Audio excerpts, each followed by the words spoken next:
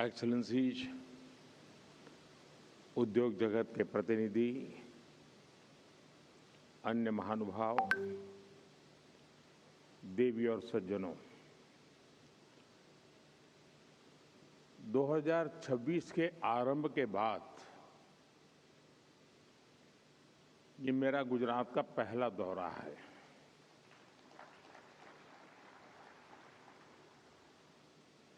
और सुखद इसलिए भी है क्योंकि 2026 की मेरी यात्रा सोमनाथ दादा के चरणों में सर झुका करके हुई है।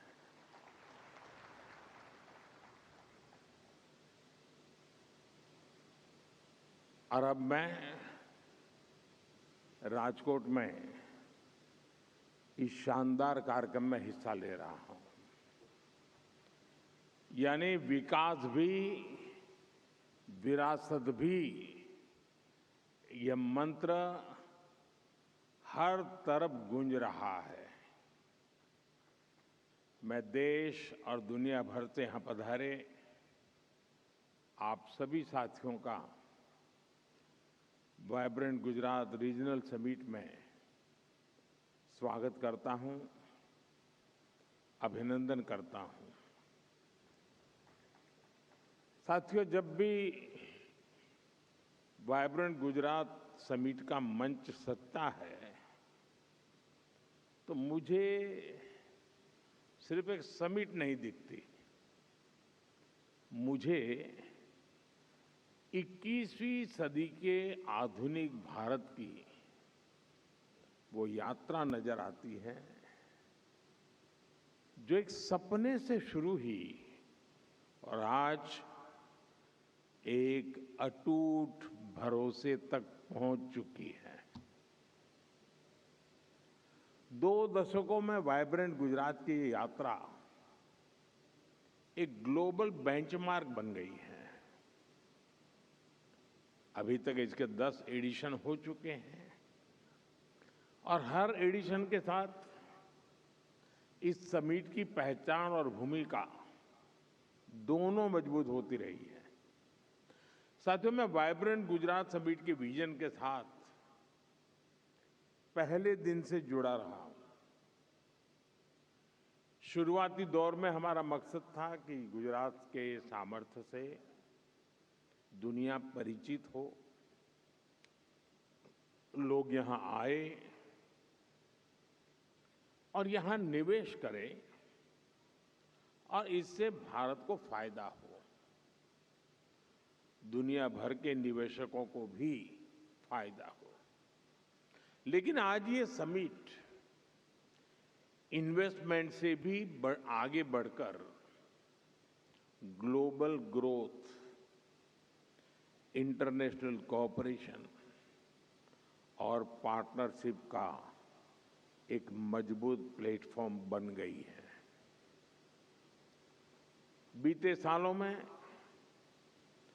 ग्लोबल पार्टनर्स की संख्या लगातार बढ़ती गई है और समय के साथ ये समिट इंक्लूजन का भी बहुत बड़ा उदाहरण बन गई है।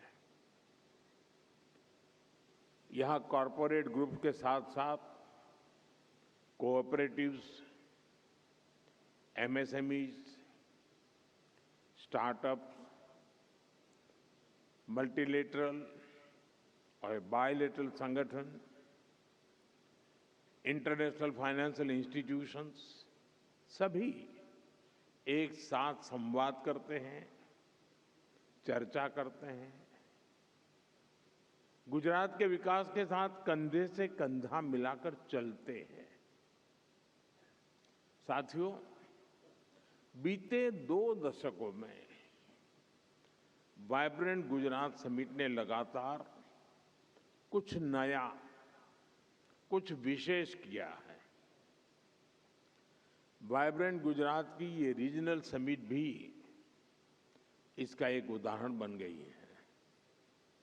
इसका फोकस गुजरात के अलग अलग हिस्सों के अनटैप्ड पोटेंशियल को परफॉर्मेंस में बदलने का है। जैसे किसी क्षेत्र में कोस्टलाइन का सामर्थ्य है, तो कहीं एक लंबी ट्राइबल बेल्ट है, कहीं इंडस्ट्रियल क्लस्टर का एक बड़ा इकोसिस्टम है, तो कहीं खेती और पशुपालन की समृद्ध परंपरा है। यानी गुजरात के अलग अलग रीजन्स की अपनी ताकत है।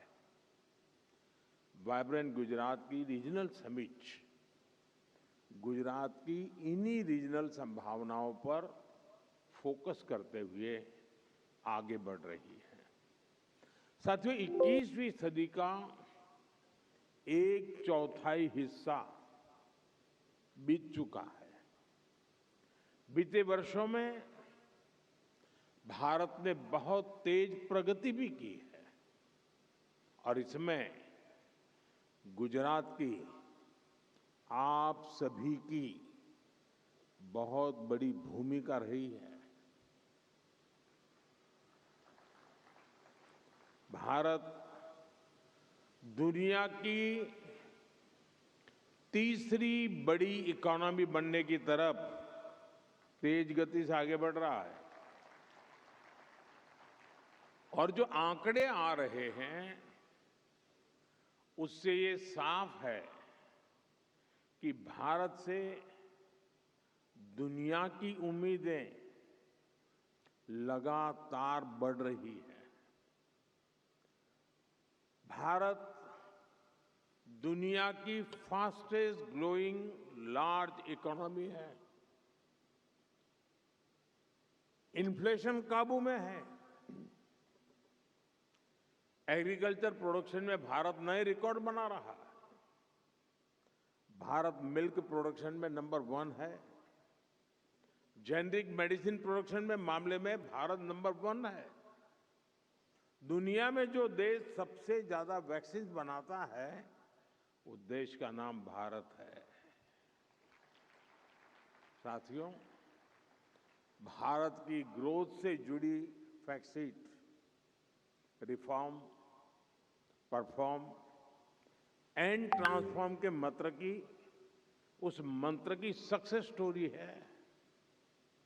बीते 11 वर्षों में भारत दुनिया का सबसे बड़ा मोबाइल डेटा कंज्यूमर बना है। हमारा यूपीआई दुनिया का number 1 real time digital transaction platform बना है। कभी हम 10 में से 9 मोबाइल बाहर से मंगाते थे। आज भारत दुनिया का दूसरा सबसे बड़ा मोबाइल मैन्युफैक्चरर है।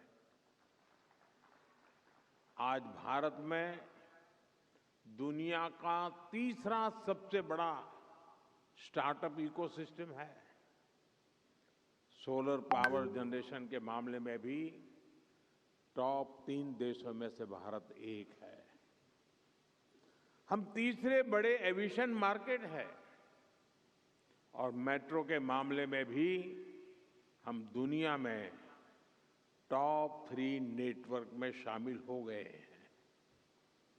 साथियों, आज हर ग्लोबल एक्सपर्ट, ग्लोबल संस्थाएं भारत को लेकर बुलिश है।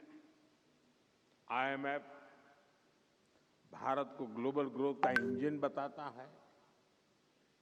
एसएनपी 18 इयर्स के बाद भारत की रेटिंग अपग्रेड करती है। फिच रेटिंग भारत की मैक्रो स्टेबिलिटी और फिस्कल क्रेडिबिलिटी इसकी प्रशंसा करती है। भारत पर दुनिया का ये भरोसा इसलिए है क्योंकि ग्रेट ग्लोबल अनसर्टेनिटी के बीच भारत में हम एक अभूतपूर्व सर्टेनिटी का दौर देख रहे हैं। आज भारत में पॉलिटिकल स्टेबिलिटी है, पॉलिसी में कंटिन्यूटी है। भारत में न्यू मिडिल क्लास का दायरा बढ़ रहा है, उनकी परचेजिंग पावर बढ़ रही है और इन फैक्टर्स ने भारत को असीम संभावनाओं का देश बना दिया है। मैंने लाल किले से कहा था, यही समय है, सही समय है। देश और दुनिया के हर निवेशक के पास इन संभावनाओं का लाभ उठाने का यही समय है, सही समय है। और वाइब्रेंट गुजरात रीजनल समिट भी आप सभी इन्वेस्टर्स को यही संदेश दे रही है। सौराष्ट्र कच्छ में निवेश का यही समय है, सही समय है। साथियों, आप सभी जानते हैं, सौराष्ट्र और कच्छ ये गुजरात के वो क्षेत्र हैं जो हमें सिखाते हैं कि चुनौती चाहे कितनी ही बड़ी क्यों न हो, अगर ईमानदारी से, मेहनत से डटे रहा जाए तो सफलता जरूर मिलती है। ये वही कच्छ है जिसने इस सदी की शुरुआत में भीषण भूकंप झेला था। ये वही सौराष्ट्र है जहां वर्षों तक सूखा पड़ता था।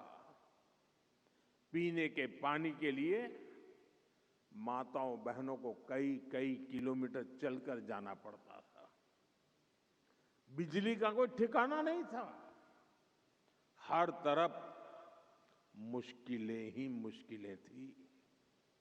साथियों, आज जो 20-25 साल के नौजवान हैं, उन्होंने उस दौर की सिर्फ कहानियां सुनी हैं। सच्चाई ये थी कि लोग कच्छ में, सौराष्ट्र में लंबे वक्त तक रहने के लिए तैयार नहीं होते थे।